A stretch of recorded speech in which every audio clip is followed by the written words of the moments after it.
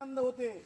ज्या शतकामध्ये अनेक संत महापुरुष जन्माला आलेले होते आणि त्यांचा एकच उद्देश होता की या राष्ट्राला जर जागृत करायचा असेल तर त्याचं एकमेव बिंदू म्हणजे तो आहे युवक। आणि मग तो युवक व्यसनाधीन नसला पाहिजे, तो युवक सशक्त असला पाहिजे। तो जर युवक मरगळलेला असेल तर ही भारत भूमी केव्हाची समाप्त होऊन जाईल।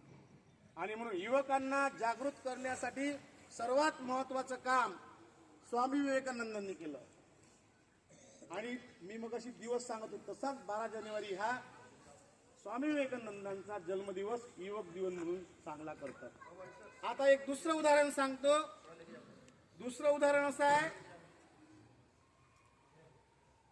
की शिवाजी महाराज त्यांच्या राज्यामधून जात असताना चिमाजी अप्पाची मुलगी त्यावर घोड्यावरून पडलेली होती आणि ती पडल्यानंतर शिवाजी महाराजांना दिसल्यानंतर शिवाजी महाराजांना त्या महिलेला उचलून घरी आणलं आणि म्हटलं अशीच आमची आई असती, सुंदर आम्ही झालो असतो, वदले शिव छत्रपती।